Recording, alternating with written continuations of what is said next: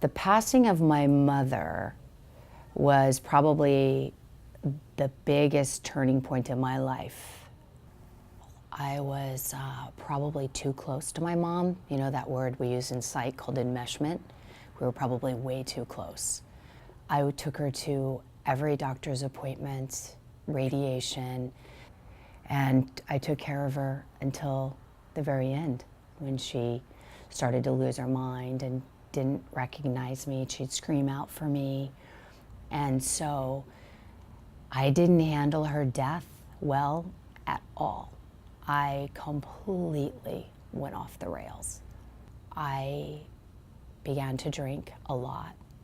I didn't know what else to do. And it allows me not to feel. And I was so broken. I didn't want to feel anymore. I was tired of feeling. And I met a guy who drank like I drank. So, long story short, he was not a well person and he became physically abusive. I think there was some sick, sad, broken part of me that thought, who cares? What's left anyway? Maybe he'll kill me and it'll be over. And there was one night, the last incident, that I was screaming for help. The police came. I don't know to this day who called the police. I have no idea. I woke up that next morning and went, what's it gonna be, Tiffany? What are you gonna do? Because this is going to kill you, mentally, physically, or spiritually. This is going to kill you. Either this person or what you're doing to your body by putting stuff in it. And that was the last time I had a drink. I retired my drinking career on December 3rd, 2003. And I haven't had a drink since. I don't want you to think I was down under a bridge drinking out of a paper bag. It's a tricky little thing the way that my drinking was, because I would counterbalance it with a lot of working out. I did a marathon during that time. I was doing hot yoga a lot because I would go in there and I could sweat it out and I could cry because I'm real fair skinned, so I could turn bright red. I'm already sweating. You don't know if it's sweat or tears for me. And I could just release and let go in there. I must have smelled horribly because of all the booze, but I don't know. I couldn't smell myself. It was working, it was helping. So I finished the drinking.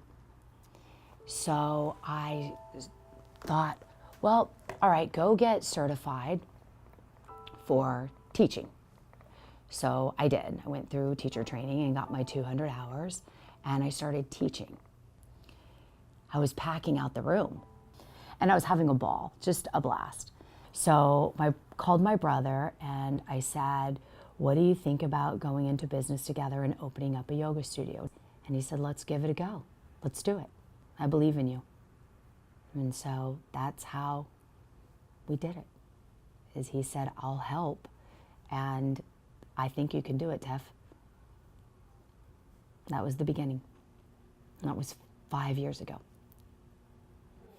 I just moved here from Iowa in April, and I didn't know anybody, and it was a really hard, really dark, lonely time, and this has been a place where I could come find people that had similar, interests and beliefs, and Tiffany's made a really warm, home here. And so when everything else was in flux and I didn't know anybody, I would just come here at night and cry and kind of heal from that. What I think makes Get Zen different, and I don't know if it's different. I've practiced a lot of different places, so I left what I didn't want, I took what I did, and then I just literally tried to fill it with authentic love. That's the best way I could describe it, is that I truly love the students. I love them. I care about them so deeply that maybe they feel it, 1, 2, 3! I'm awesome! That's right, you're awesome. Don't ever forget it, you guys. You're really fucking awesome. Warrior 2, front mirror.